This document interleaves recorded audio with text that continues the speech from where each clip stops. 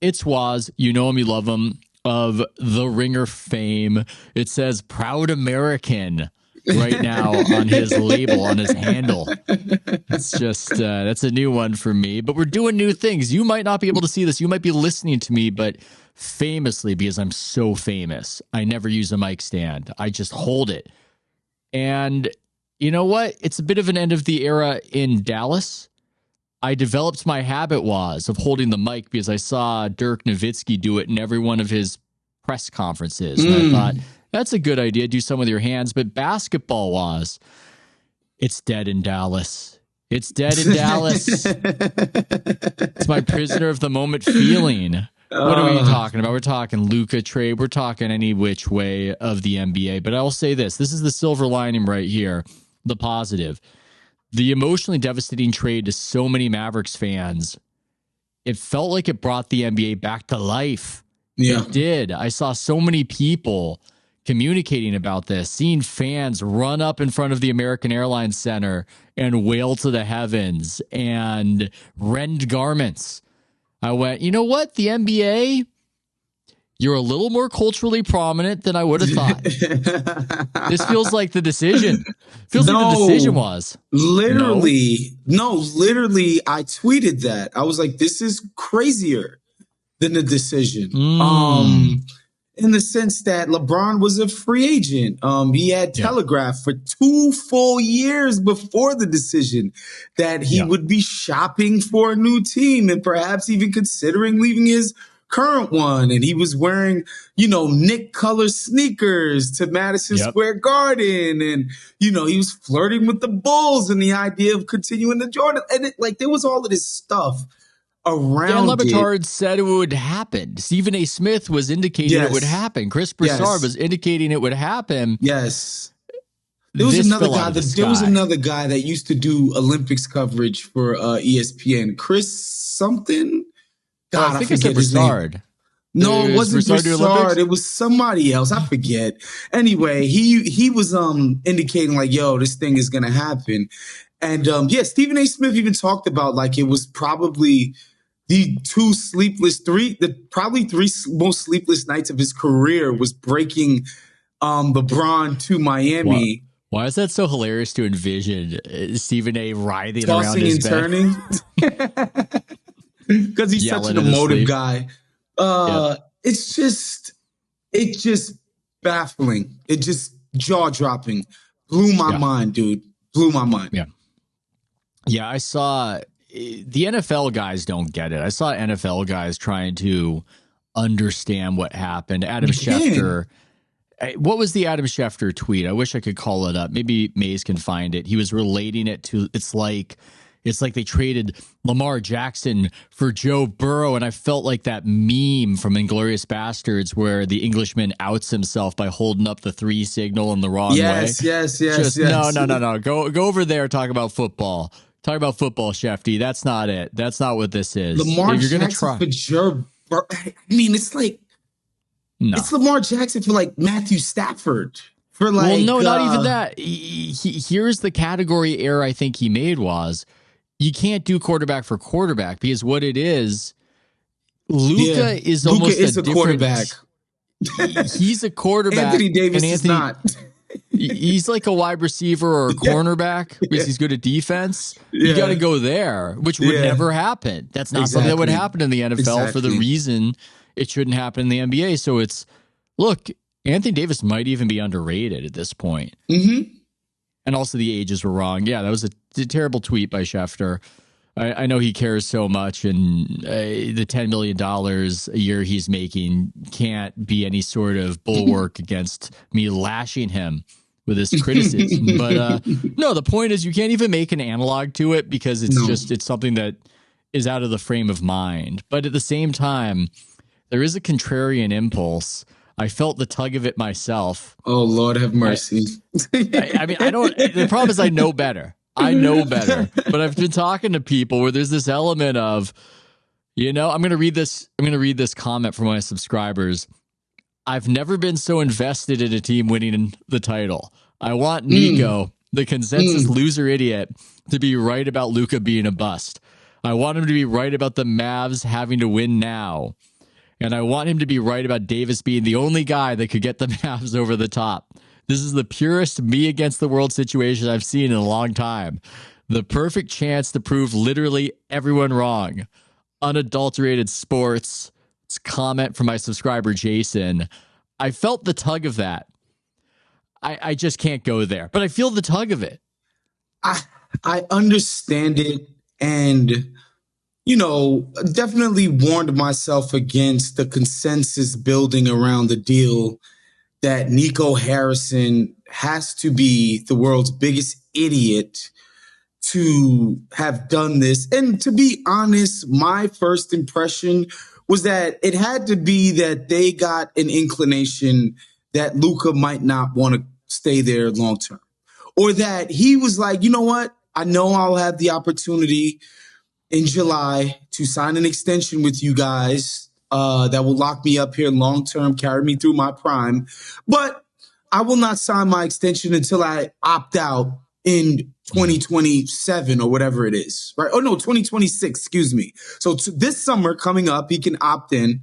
He could have opted in to the Mavericks to the tune of $350 million, which is just a key component to all of this. Like, you can't judge this deal without understanding that even if you thought that, the funny thing is the only player in the Supermax era who has not signed their Supermax or forced to trade before it could even be offered to them was Anthony Davis in New Orleans. And for the listeners who don't know, right, the NBA, because they're always trying to fix problems that don't actually exist, they invented this sort of contractual loophole for teams, incumbent teams, so that they could sign their players for more money. Now, more money than other teams could if they lured them away and poached them via free agency. Or, by the way, via trade, right? And so you could get the Supermax with the team who drafted you and nobody else. So Luka can sign an extension with the Lakers this summer, but it will be for $100 million less. So that's supposed to be like a beautiful insurance policy for the incumbent team that it's like, look, like, you might want to go somewhere else, but they can't offer you $100 million more off over the life of a 5-year deal, which is a beautiful enticement. And I think Dallas would have been reasonable to expect that Luka would have signed it. And from all the people that I talked to, and I did talk to a few people who would have known better than I do from not being in Dallas, talk to people that are around those situations, Luka gave no indication that he didn't want to sign an extension. Maybe he indicated like, oh, I'm not like really thinking about it. Like, but he definitely didn't say like, oh, I don't want to be, like, he did not express that. And I think, and I'll let you get in here, Ethan, because I'm just going on. That's a good point. But I think the thing that people got to wrestle with in real terms is that if Nico Harrison is to be believed and he doesn't think Luka's a hard enough worker, doesn't take his profession seriously enough, it's reasonable for him to think that handing this guy $350 million will not improve that situation. Locking that dude in for $350 million smackaroos will not be an enticement for him to change his habits.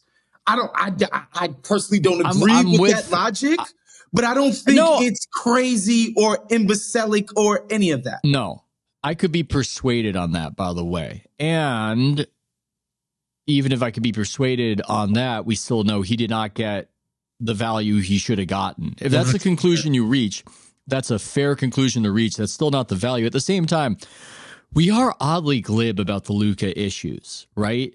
I mean, we see it season after season.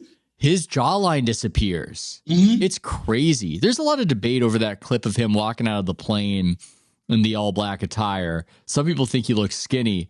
I thought he looked like Al Borland from Home Improvement or Sargon of Akkad, the British rightist YouTuber from back in the day.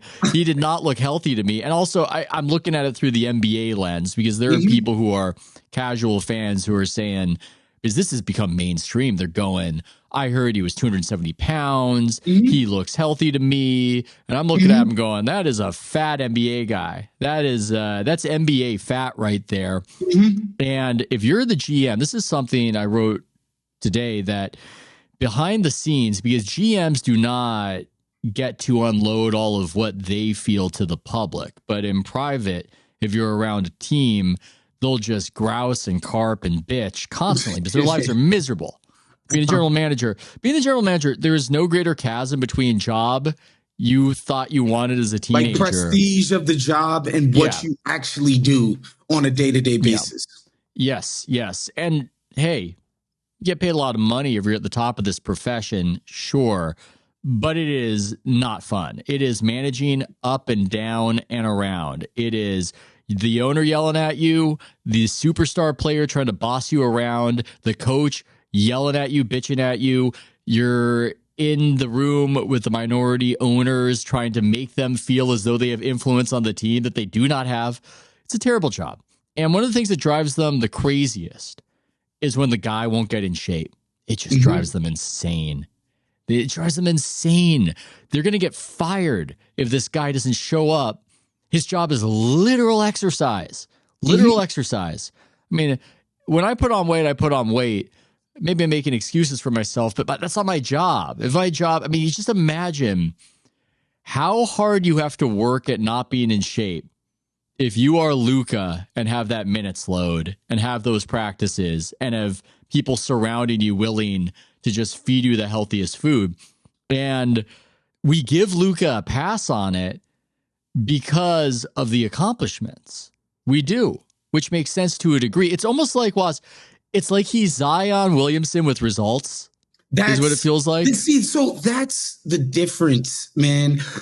You can say what you want about the kid who loafs in class, who might show up late, who doesn't hand in every single homework assignment. But if he gets 95 and above on every single test, what can you really say or do about it? Now, where that analogy or comparison gets complicated is that, again, these are reasonable things to say, like these soft tissue issues where because you're out of shape, you're finding yourself overcompensating on different parts of your body. Also, the nature of, people don't know and haven't watched LukaDoncic play, the nature of his game is this acceleration, deceleration, start, stop kind of switch gears kind of game that some people would argue puts even more strain on his calves. Right? Just the nature of what makes him special as a, ball handling operator is being exacerbated by extra weight being carried around and a dude who just isn't in the best conditioning. So there's the actual cutting of the weight. And then there's the having the wind to play 43 minutes a night against the best defenses in the world come April, May, and June. And so when you add all of those factors in, again, I need to say this. I don't agree with what Nico Harrison did. I think the judgment that he got a piss poor haul for somebody who is recognized as top 4. A lot of people would say in the playoffs, he's been top 2. Many people would point out, if you want to say Shai Gilgeous-Alexander is better than him, he was better than him head to head in a series that Dallas ultimately crushed that team.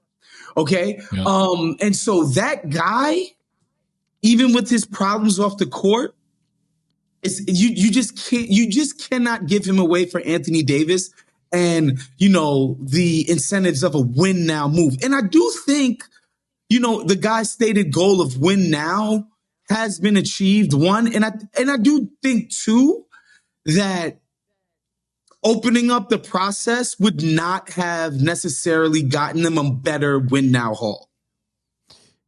Yeah, I would agree with that. Yeah, I'm thinking about it. I mean, I think ideally when you make a move like this, you're not even trying to win now. You're doing what Presti does. Yes. In a weird way, if you're willing to do this, you're afforded an opportunity that the Warriors wish they had. The Warriors wish that they could do the Presti and trade Steph Curry for a bunch of picks to furnish their future. They can't. Too much of an emotional connection. Mutiny. Oh my God. Too many championships, too much of an emotional connection, too big a statue in front of Chase Arena incoming. You can't do it. God, but that's what you do. That's what you do. That's what Presti did. But they didn't really do that now, did they? They did this weird in between. But look, again, Presti did it with Westbrook, who I would argue was already in decline. Paul George, who had no cachet with the fan base. KD left of his own volition. Yeah. Also never achieved a championship. Went to one finals. And also you work for an ownership group who is probably in the top 3 or 4 cheapest in the league. And so he has a different mandate from his ownership group to keep costs down. It's like, all right, cool. Eventually we'll get this thing rolling. We have buy-in from our fans. Okay, cool. I think another thing that gets underrated here is the human component. That's why I think the NBA is back, Ethan, because I think the NBA, better than all these other sports, is selling the human component of everything. It's all about this emotional, sort of story-driven human interest element that I think drives the popularity of the sport. And I think the biggest lagging indicator of guys like Shai Gilgeous-Alexander, quite frankly, guys like Luka Doncic, they had no public buy-in. And I think this brings, with the attention that it brings and the intrigue that it brings, it's like everybody's now invested in this story. Wonderkind turned pariah by his own organization, right? Or it's not they're pariah, killing him. just they are killing him on the way out, and they're selling him to the evil empire, the mighty Los Angeles Lakers. I wish Nico is even more bombastic. Just look, we didn't want to give a fat drunk $350 million. That's what he's saying, though.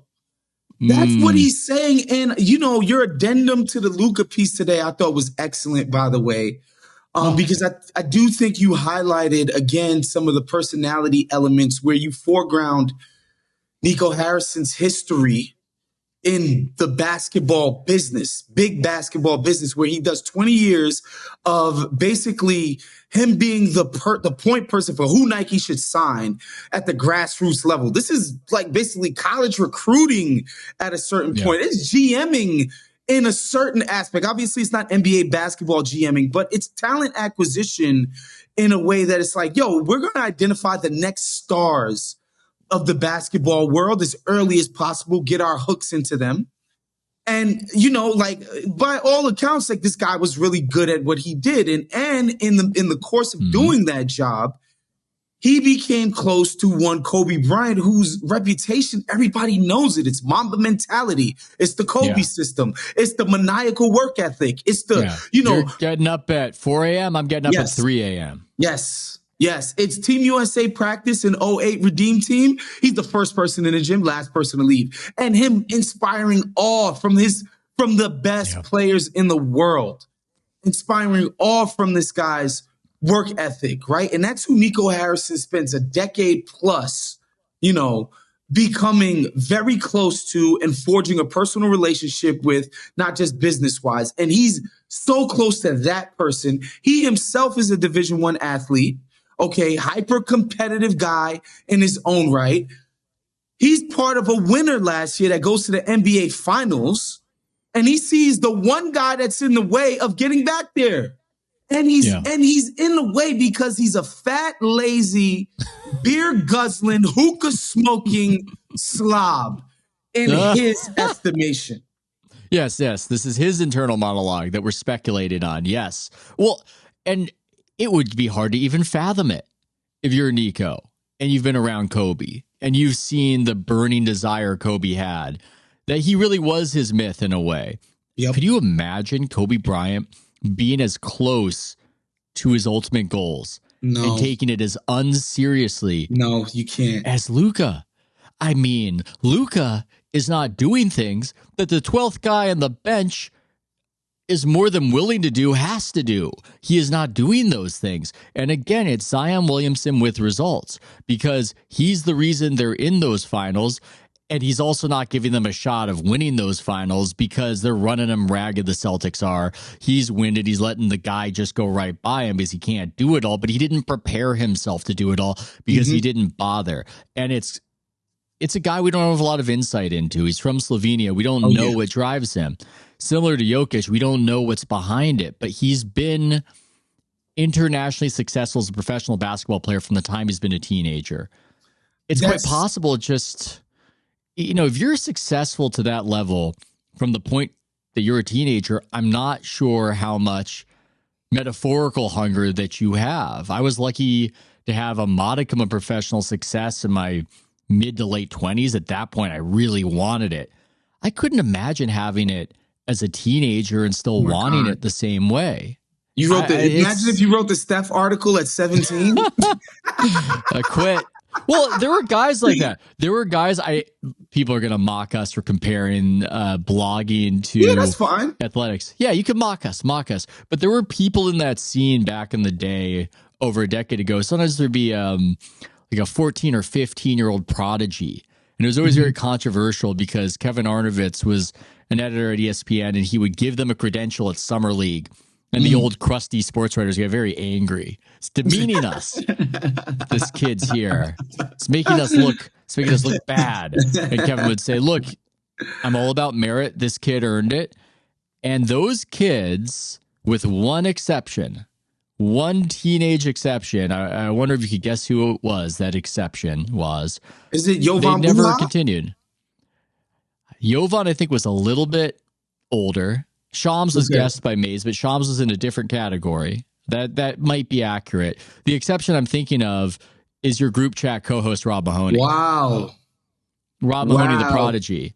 Rob Mahoney, the excellent guest on the immediate emergency Bill Simmons podcast on Luka, where I felt a little bit like my subscriber Jason, where Rob is just lavishing Luka with all these compliments. And I start feeling, even though everything that Rob said is correct, there's part of me feeling that he's not Jesus. I mean, he's a fat slob. So I sit and I think, like, it's just all I can think about since Saturday night. Like, every time, like, the Lakers have their introductory press conference day and Luka's holding up the freaking yellow jersey. And it's still blowing my mind. And I think, again, we've all been GM brained. We've by so many of our insiders and our best writers, like, and shouts to people like Ben McMahon at ESPN and Windhorse and Bontemps and our guys at The Ringer. A lot of the people who folks spend their time talking to for information are GMs and scouts and front office types who, the ones who get called smart in the media are the ones who get all these draft picks for the most part. Okay. Yeah. Like, that's what you get called smart for doing. I mean, even with even with Sam Presti, this thing is being driven by a guy they did not draft. They traded for Shai Gilgeous-Alexander, who I promise you, I was around the Clippers damn near every single day in 2019, Shai's last year there. From January to April when they lost to the Warriors, KD's last year, when they lost to the Warriors in that first round. Funny story about that. Like, I was in the locker room that time that Chris Haynes and KD got into it at the post game where it was like KD had just finished scoring 40, they won, and he was just real pissy to Chris Haynes. And Chris Haynes didn't, to his credit, didn't back down. Chris Haynes don't take no shit. Anyway, and you would talk to these guys, and they would be beaming about Shai Gilgeous-Alexander and his work ethic and the work that he's doing with Sam Cassell every day. And like, they were beaming about him. And when they would get super hyperbolic, Ethan, they would say, man, he's got some Penny Hardaway elements to him, which, to me, being a child of the 90s, I found to be blasphemous. I liked Shai when he was a rookie. Yeah. I thought Penny was a bit of a stretch comparison. And I'm telling you, 90% of my cohort in the media would have agreed with me. So when they traded him to get Paul George, nobody, and I mean nobody, thought this kid had second in MVP last year MVP frontrunner this year, potential within him. Nobody thought that. So I say that to say OKC got lucky that they're this far ahead in their developmental process because they happen to trade for an MVP candidate that I promise you guys, like this wasn't like, I wouldn't even say this wasn't even like when the Cavs traded Wiggins for Kevin Love. Yeah. You know, or try to imagine Minnesota trading Anthony Edwards 2 years ago, where they'd be like, whoa, that's crazy. This kid has MVP potential. That's not what happened. And that's what their rebuild has wrought. And they have all these picks, but the reason it's working is because they lucked into an MVP, right?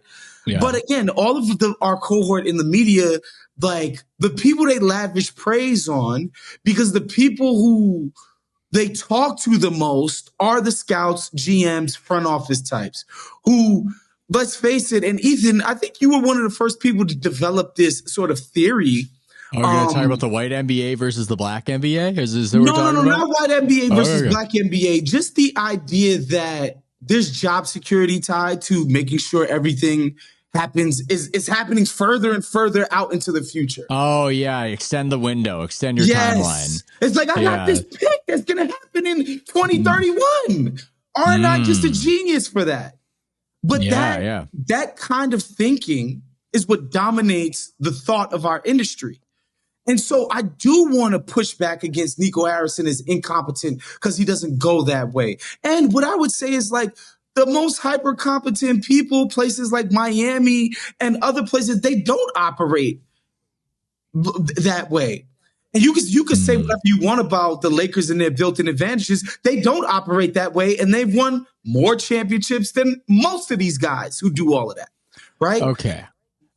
So I think you're saying a lot of interesting things. I disagree on it being a defense of Nico. I feel as though it's a very good point, though, that the way we view Oklahoma City as a genius operation is highly fueled by them hitting on SGA in a way that they, if you were giving them truth serum, and I wasn't talking to Presti back then about it, this happened in a way they couldn't have predicted. Now, he might counter and say, look, we get a lot of bites at the apple. It's a numbers game.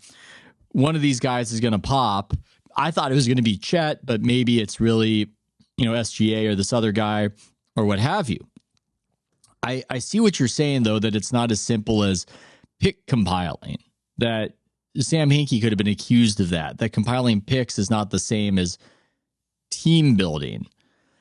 At the same time with Nico, I don't think he was ready for that job. I wrote as much about it. I think he was a competent sneaker rep. That's a different kind of job. It's about recruiting, keeping the talent happy. So much of his job, as we've said, is about keeping Kobe Bryant happy.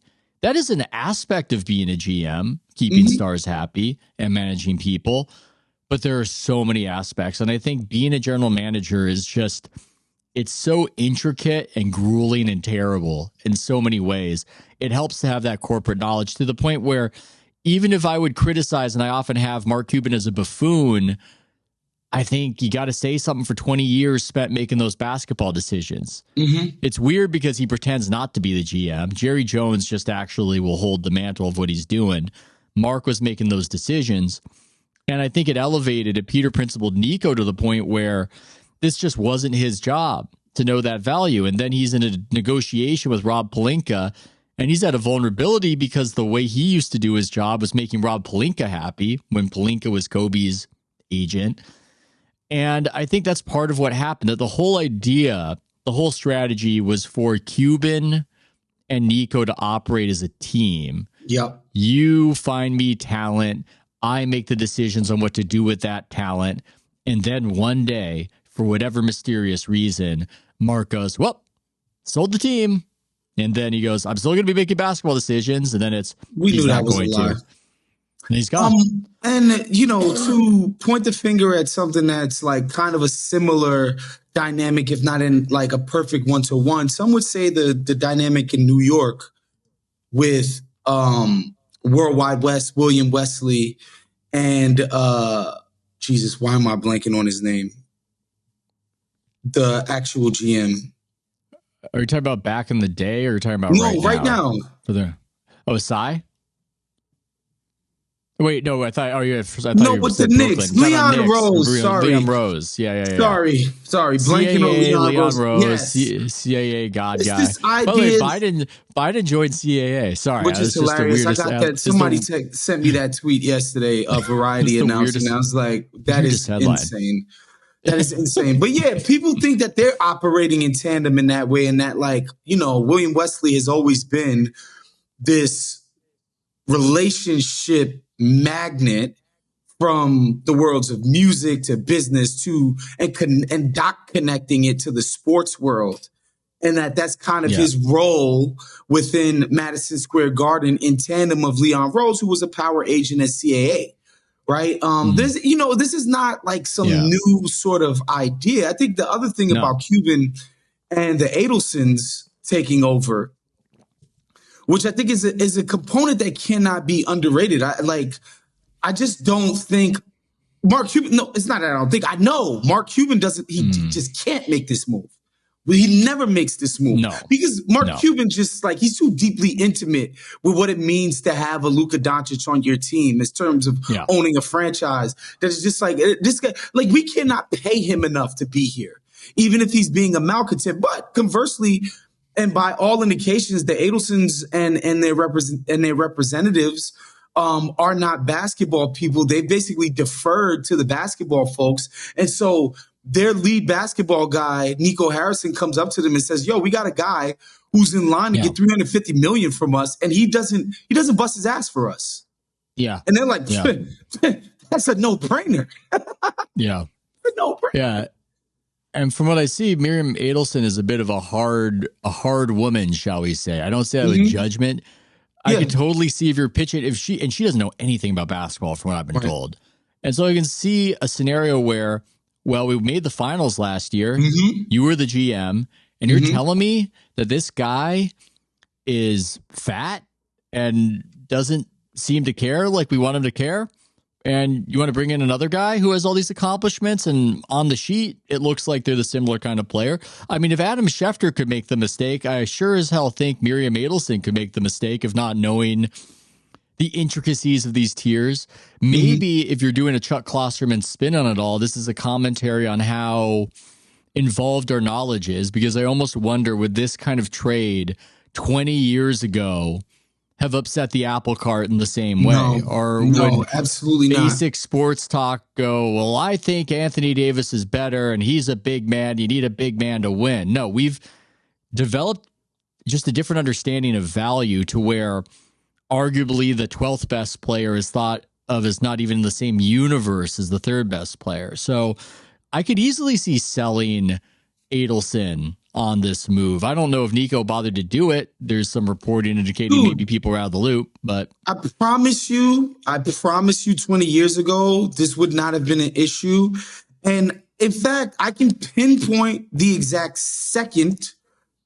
trade that the narrative on trades changed from, all right, comparable, get some picks, get a young guy, whatever, to, oh, you're an idiot if you're doing a trade that's in this vein and you don't get the picks. And it's when Danny Ainge got rid of Paul George and KG and foisted them onto the Nets for a bunch of picks. You mean Paul Pierce? Paul Pierce, excuse me. Yeah. Paul Pierce and Kevin Garnett. And foisted that upon Brooklyn, who stupidly thought they could win now with those guys, and in return mortgaged their entire future to do so. What year was that trade even? It was like, 2012, maybe 2013, 14? Was Timmy Bontemps covering that team? Was he the beat writer for that team? I think he might have been. It's possible. But, if you remember at the time, and I know I do, Danny Ainge, such a genius. Oh, he drives a hard bargain. Oh, Danny Ainge. Oh, my God, Danny Ainge. I ain't never seen nothing like Danny Ainge. Blah, blah, blah. It was ridiculous. The Danny Ainge like a preacher in church talking about that's what they were evangelizing. I'm telling you, whole white media was doing that, Ethan.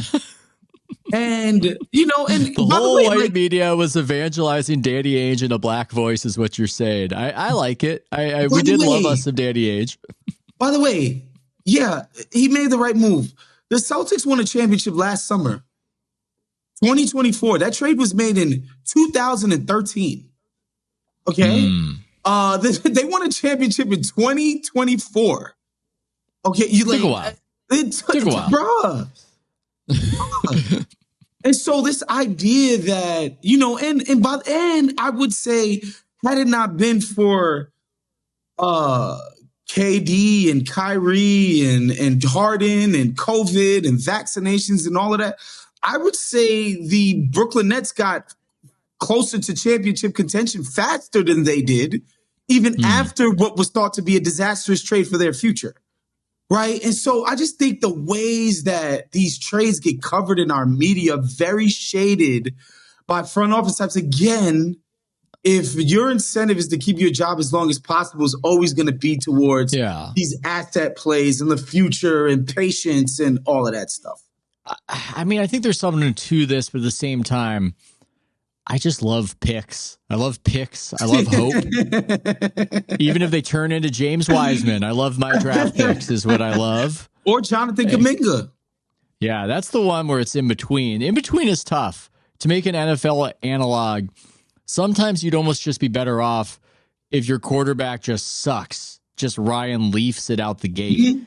You get a Trevor Lawrence situation. You get a Trevor Lawrence and you don't know what to do. You don't know what to do with it. It's just, what do we do with this? Dude, that's by the how way, I feel about Kuminga. Magic fans have been killing me for like a year plus now because on a podcast, as a throwaway comment, I said sometimes you get the number one pick and it's Victor Wembanyama. Sometimes you get the number one pick and it's Paolo Banchero. Like, that's no disrespect to Paolo Banchero, but there's no qualitative difference in terms of being in position, like your competence as a team to get the number one pick. And I know people would say, well, that's why you got to get as many bites at the apple as possible. And I get that. But even when you do, like, it's not as if it's this, like, you're just on this beautiful pathway to heaven. You're on a stairway to heaven because there's you got a lot these of luck. picks. There's an insane amount of luck. I think Banchero, he could, I don't know what he's going to be 3 or 4 years from now. But yeah, that's just how it goes. And you're sort of putting yourself at the mercy of luck in a way or the mercy of variance when you play the draft pick game, when you play the future game. I feel like you're getting a little emotionally invested in the Mavericks, Waz. That's what you're inching up to. That's what you're inching up to. You're inching up to it. You want it to happen. I don't think this is going to work. I just don't think it's going to work. I think the pall it casts over the city and the organization, I think it's going to be a historic, painful aftermath to all of this, even if we're prisoner of the moment. It could also work out bad for both sides. I mean, Luka could go full child star in Los Angeles. Half of me even expects it. People are saying this is going to... I love when and we're dancing around it. I don't know what his relationship is with, let's say, the drink. There is that footage of Michael Finley snatching the beer out of his hand after they make the finals. I'll say this. It's really hard to get that out of shape as an NBA player with his minutes load without that kind of thing. It just is. It's not easy to get there. It's not. That is a great point. A lot of people could they did the dry January, lost tons of weight by straight up just not drinking. It's just true. And so that's something that you think about, worry about. And it is, what's funny about Luka though is that if that's the case, this guy's rock bottom wake up call is getting traded to the Los Angeles Lakers. It's crazy. People will go, I lost my wife. I lost my job. I was sleeping on a mattress in the street, getting rained on, and I realized I had to check myself in to AA. In this scenario, I was traded to the Los Angeles Lakers and made the face of basketball in Hollywood's backyard. So, hey, maybe it's a kick in the ass. Maybe he gets into better shape. Maybe he takes it more seriously. Maybe. I wouldn't be surprised if it's bad in both directions. I wouldn't. There's just an ugliness to the whole proceeding. People say the Lakers have reset. I don't know where they're resetting to. If it's the Waz direction of let's get amazing now, or if they're going to try to take it a little slower. I think they've obviously been afforded the opportunity to take it a little slower. And the reason why is they have a bona fide megastar in their lineup now. Like at a certain point, I understand why the Lakers hate bottoming out, because they are so dependent in terms of revenue and like gate receipts, and like they just the Laker tickets. You guys can look this up, man. It's freaking expensive.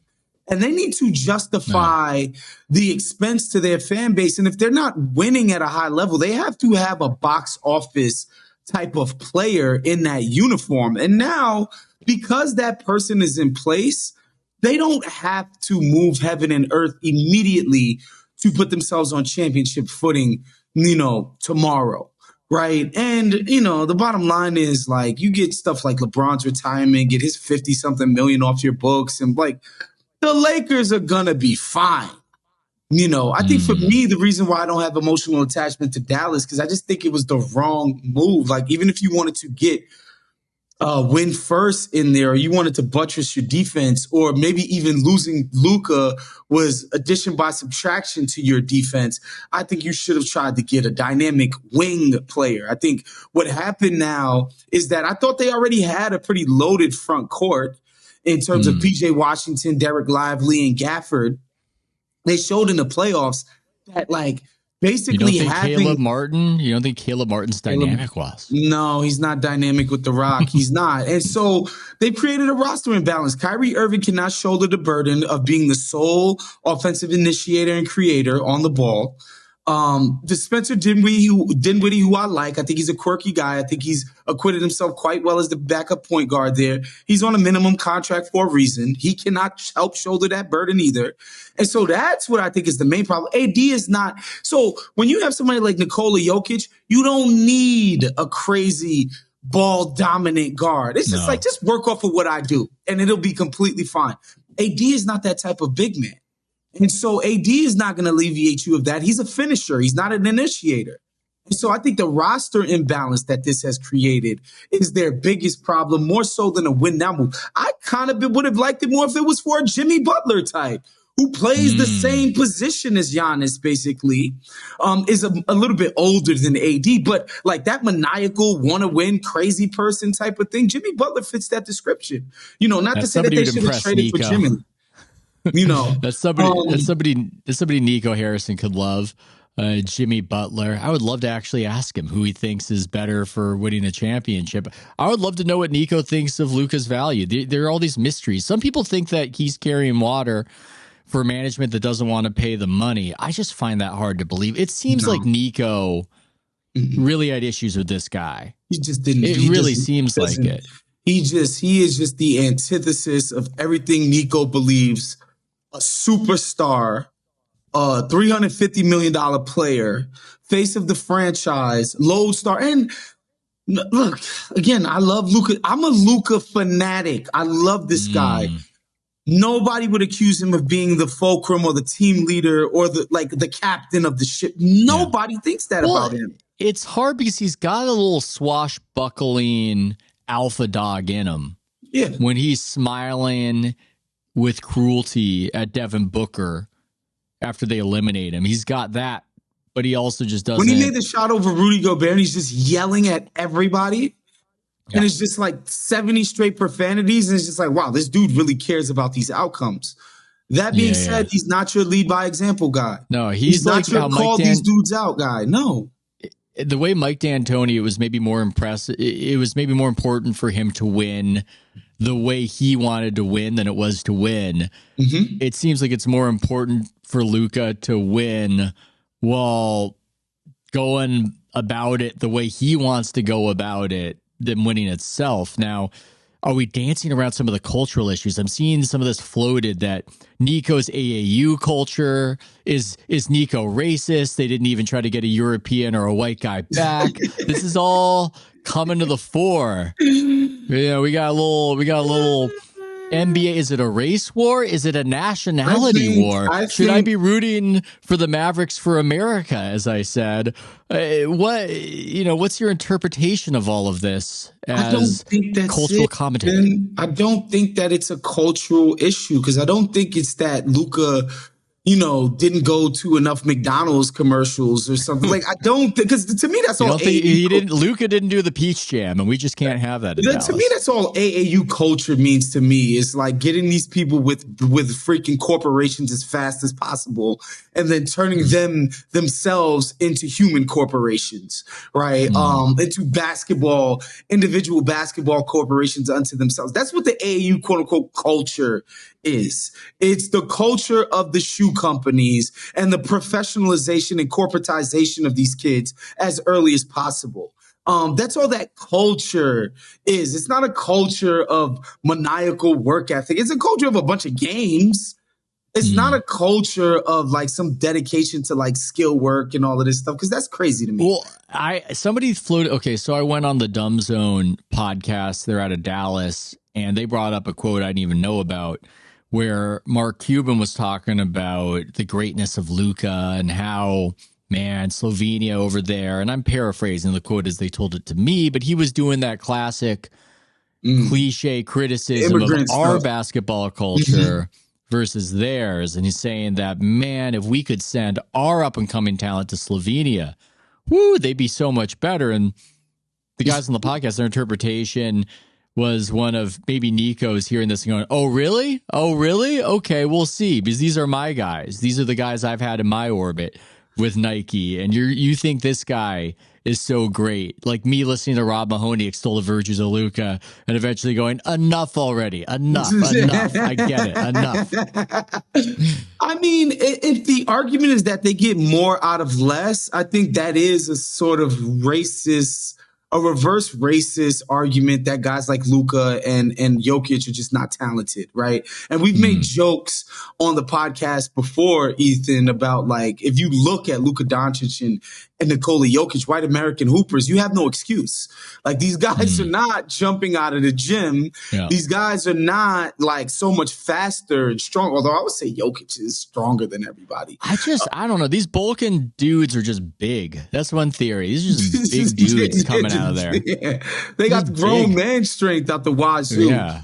I think Cuban is saying they get more out of less resources, less talent, and somehow they get more basketball resorts out of their culture and their system than we do here in America. Yeah. And I don't know. I don't know to the extent that that's even true. Like, I would love to get a better understanding of that. It's not the veracity. I just wonder if there is some sort of cultural chasm here where Nico and Luka didn't vibe because they were just in these. I mean, the interesting thing about this whole cultural conversation is that small market GMs, I think, without saying it publicly, are more interested in an international superstar if they can get him. I mean, you just want a superstar if you can get him. But there's this sense of, if I get Giannis, for instance, so now we're doing nationality and taking it out of the orbit of race, he's not going to have all these friends that he came up with in AAU conspiring against me and trying to join forces for their own team. He's probably going to be okay being in this city because, hey, it's not the city he's used to. Home to him is back where he's from. And it just seems like it's easier in these small markets because there is this divide of the American basketball culture and everything else.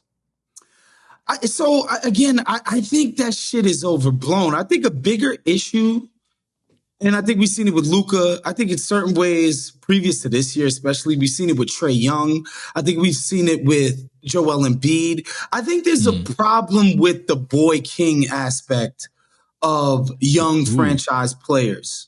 That makes it so that it's hard when you've exalted. It's not just management; it's every single person in the organization, from the concessions people to the training staff to the front office to the owner themselves to the big sponsors. Like, every single person affiliated with the organization has been treating this person as the boy king, basically since they got there. And what does that mean? Everything they do is perfect and they can do no wrong. And so now when it comes time to start holding these boy kings to account, it's hard to do it in that same building. I think there's something to the idea that Nico Harrison is like, how can we organizationally in this building with the same context tell Luka with any credibility after handing him $350 million that he needs to somehow do something different than what he's already done? No, it's a great point. And this reminds me of something. I a little while ago, I was having a conversation with a woman who works at the Ritz-Carlton and cleans the rooms. And she was telling me the rooms after these NBA players get through with them are just unbelievably trashed. I don't even know what they're doing. It doesn't even make sense to me. And let me tell you, the baseball teams come through here. These other teams come through here. And I explained it to her. I said, look, the NBA players are so valued. Everything around them is about keeping life as frictionless as possible. Klay Thompson holds his hand up. Somebody runs over and gets a little wrap on his hand. Somebody lifts their little toes up. Somebody runs over, gets the socks on them. And that's just everything. Everything is like that.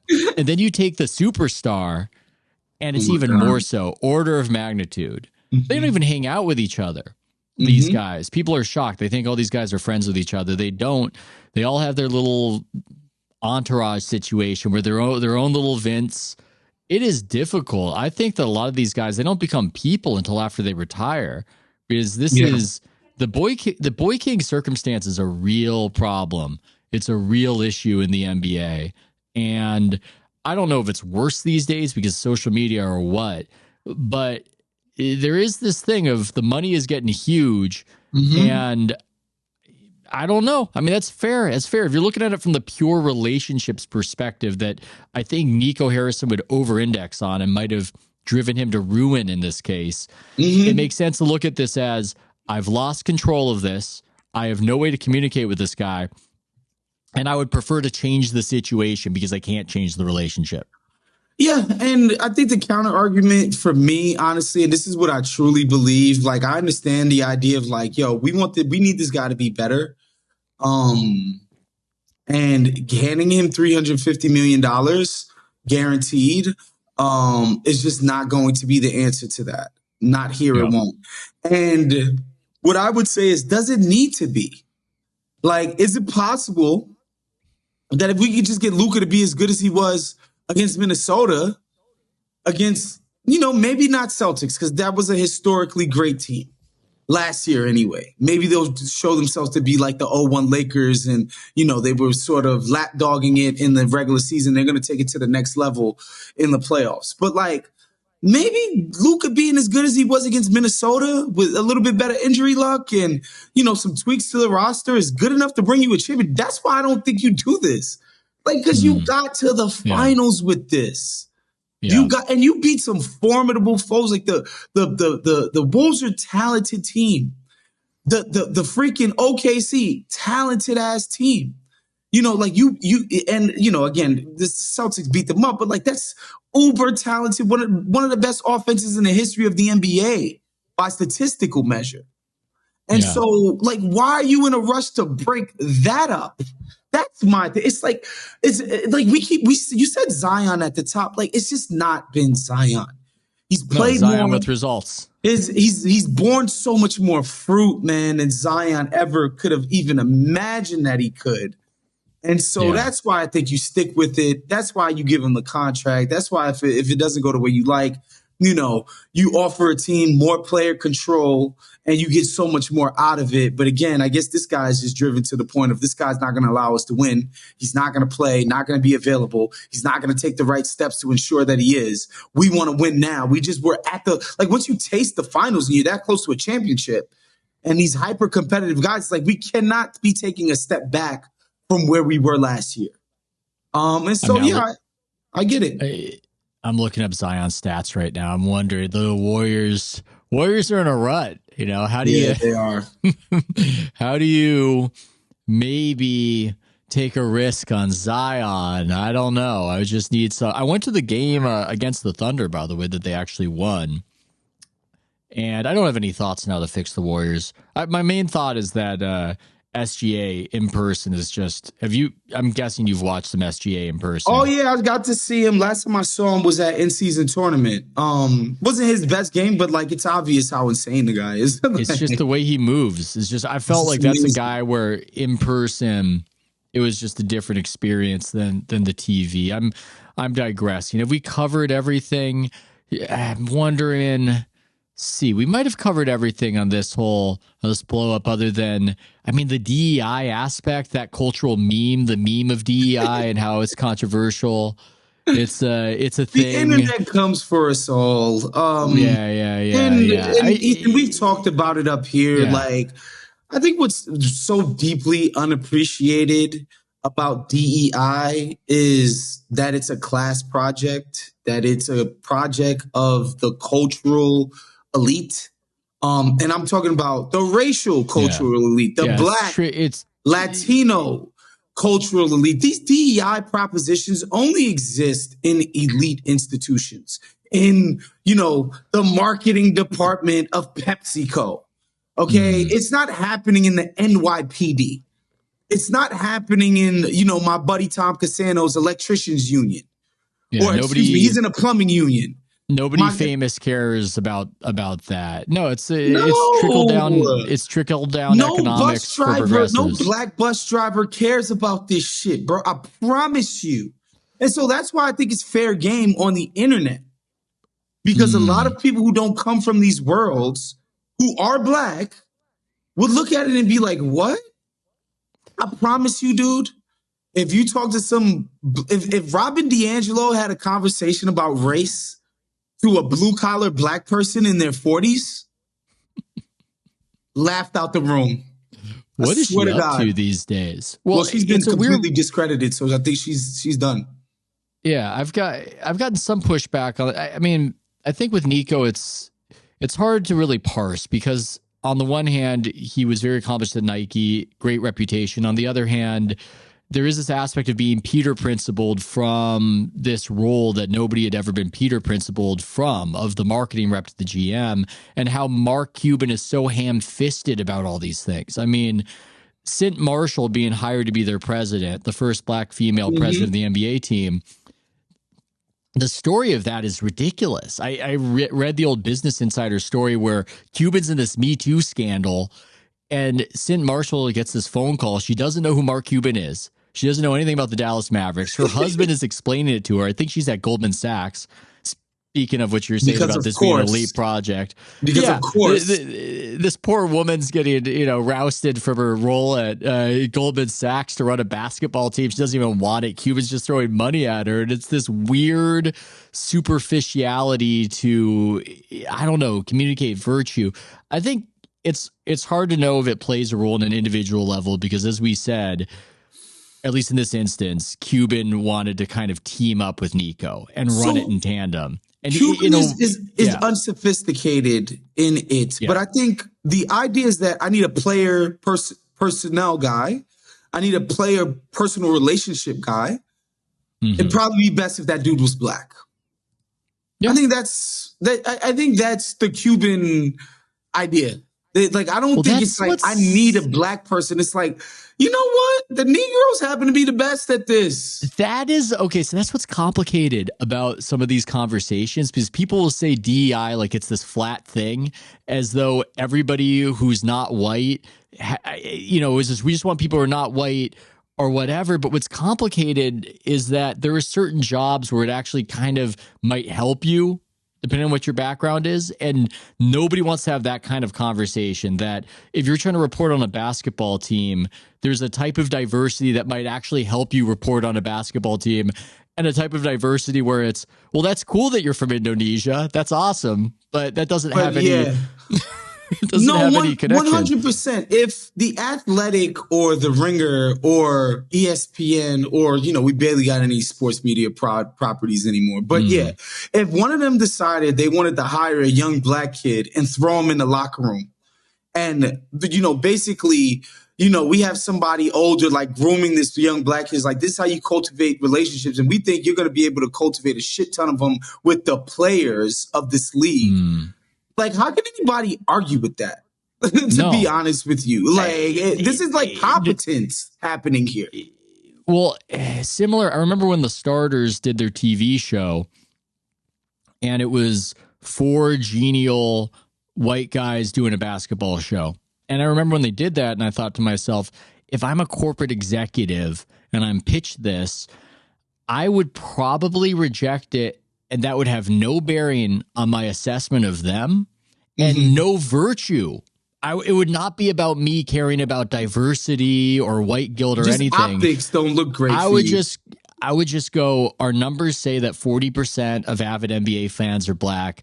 And it's just a reality. We can call those fans potentially racist, but if they see 4 white guys at the podium, they might think this show is for other people. I don't know. And that's just a conversation I don't think a lot of people want to have. But how far do we take that? Do we extend that to women?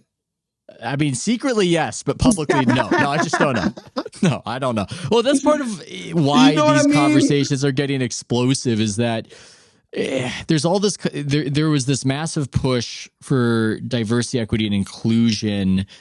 And yet there's also this push right now that nobody was ever hired for those reasons.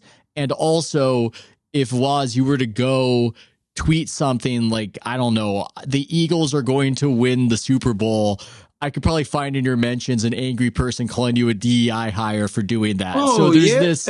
Oh, I've been called affirmative action hire for years. But I mean, for me, I'm just like, I because of my own whatever, I'm like, I don't give a fuck why I got this job. I have a job. There's this other aspect too, where the DEI meme is meant comedically and sometimes ironically, which is this other thing that's hard to parse, where I'm looking, as I said, that most of the people I saw crushing Nico as DEI were themselves black. And the idea was that it's this sort of comedic conceit that he has revealed himself with one flourish of incompetence, or the way we joke about a white running back does a fumble and you're seeing DEI hire. I don't know. I'm throwing a lot at you, look, but it's Ethan, become a cultural meme. We on the House of Strauss. We got to keep it 1,000, right?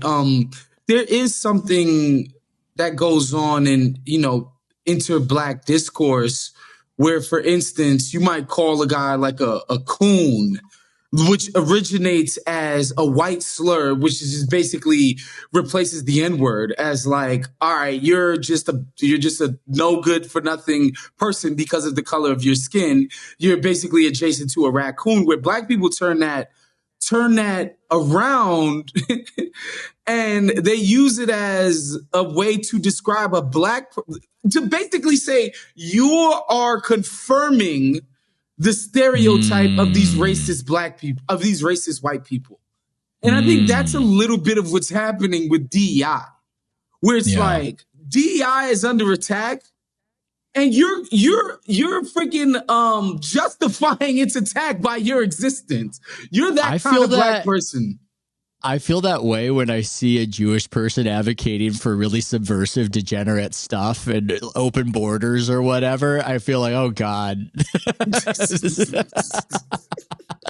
Oh no. I get uncomfortable with that stuff. You think they're falling into the replacement theory blame when they do something like that? Yeah, just like you're doing the thing. Like, can you not do the thing? Can you not do the thing so overtly? And I see like it gets to the territory too of like an SBF. It's like, really, you got to do that. You gotta Sam Bankman-Fried. You got to validate to that degree. Now I'm reminded of how Tom Brady and Snoop Dogg have done an ad combating anti-Semitism. I can't bring myself to watch it. I can't sit still and watch it. I'm uncomfortable. I'm uncomfortable with it. I don't know why. I haven't parsed why I'm uncomfortable with it. Well, we just got a fresh new initiative in the government about like we got to stop anti-Jewish discrimination. That's like, I mean, we killed DUI, but we're looking out for the Jews now. Ethan. No anti-Semit. It is banned. I guess it's better than if Tom Brady and Snoop were doing an ad against the Jews. I guess. Yeah, it is better, but it is if the most virulent. The most virulent anti-Semite is not going to be persuaded by that. In fact, they're going to retrench and be like, see, look. They do control the media. They've got Snoop and they've got Tom Brady. Bruh. Nobody's doing that Skip Bayless turn of, I used to think that Jews were terrible. But then I saw Tom Brady. It's not a thing. No, I don't know. It's just very, anyway. I think we've covered the relevant dynamics of the story. Is there anything else NBA wise or sports wise that we should cover before we let you go? I mean, I'm definitely going to be fascinated by both the on and off court element of the Laker thing vis-a-vis LeBron. Somebody who has an opt-out after this year if he wants to, somebody who has expressed an admiration for Luka Doncic's game. Luka, in his introductory press conference to the NBA, said that his hero, his idol, was LeBron James. So I'm fascinated to watch that dynamic play out on the court and also off the court, that like, LeBron, you are clearly not the most important person in this organization anymore, which is the first time since probably Miami. And the only time, but like before and after Miami. I think it's the first time in his career. I think he was most important in Miami. No, in Miami, Pat Riley was definitely more important than him in terms of influence within the organization, especially to ownership, who ultimately makes all the decisions. Like, this is the first time LeBron is subordinate, man, to somebody.